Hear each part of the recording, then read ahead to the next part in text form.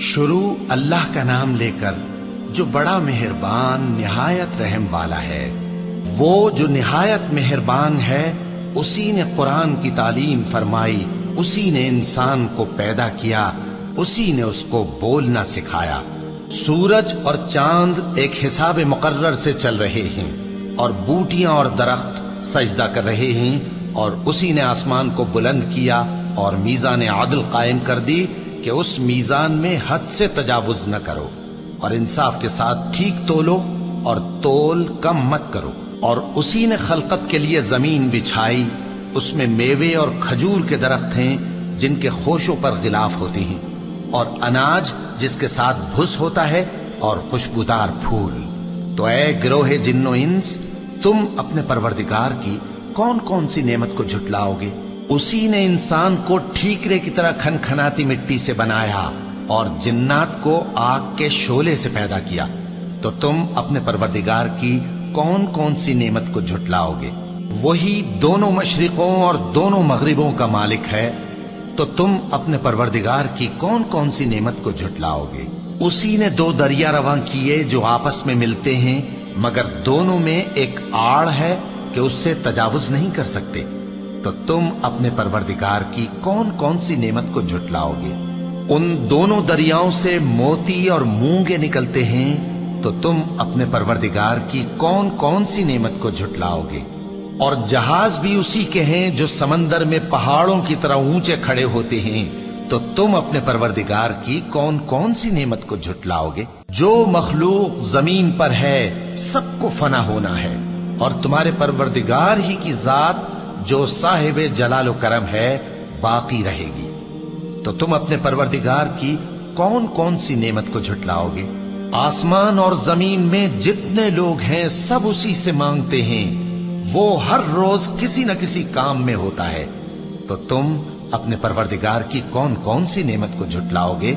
اے دونوں جماعتوں، ہم ان قریب تمہاری طرف متوجہ ہوتے ہیں، تو تم اپنے پروردگار کی کون کون سی نعمت کو جھٹلاؤ گے؟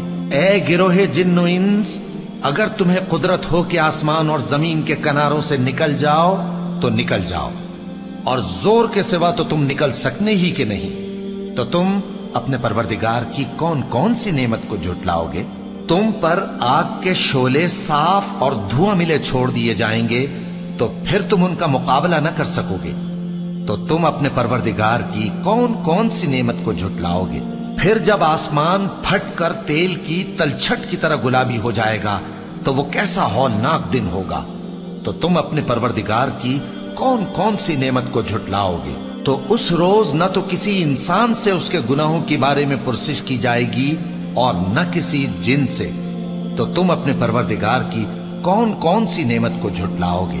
گناہگار اپنے چہرے ہی سے پہچان لیے جائیں گے تو پیشانی کے بالوں اور پاؤں سے پکڑ لیے جائیں گے، تو تم اپنے پروردگار کی کون کون سی نعمت کو جھٹلاؤ گے؟ یہی وہ جہنم ہے جسے گناہگار لوگ جھٹلاتے تھے، وہ دوزخ اور کھولتے ہوئے گرم پانی کے درمیان گھومتے پھریں گے، تو تم اپنے پروردگار کی کون کون سی نعمت کو جھٹلاؤ گے؟ اور جو شخص اپنے پروردگار کے سامنے کھڑے ہونے سے ڈرا، اس کے لیے دو باغ ہیں، تو تم اپنے پروردگار کی کون کون سی نعمت کو جھٹلاؤ گے؟ ان دونوں میں بہت سی شاخیں یعنی قسم قسم کے میووں کے درخت ہیں، تو تم اپنے پروردگار کی کون کون سی نعمت کو جھٹلاؤ گے؟ ان میں دو چشمے بہ رہے ہیں، تو تم اپنے پروردگار کی کون کون سی نعمت کو جھٹلاؤ گے؟ ان میں سب میوے دو دو قسم کے ہیں، تو تم اپنے پروردگار کی کون کون سی نعمت کو جھٹلاؤ گے؟ اہل جنت ایسے بچھونوں پر جن کے استر اطلس کے ہیں تکیہ لگائے ہوئے ہوں گے، اور دونوں باغوں کے میوے قریب جھک رہے ہیں، تو تم اپنے پروردگار کی کون کون سی نعمت کو جھٹلاؤ گے؟ ان میں نیچی نگاہ والی عورتیں ہیں جن کو اہل جنت سے پہلے نہ کسی انسان نے ہاتھ لگایا اور نہ کسی جن نے، تو تم اپنے پروردگار کی کون کون سی نعمت کو جھٹلاؤ گے؟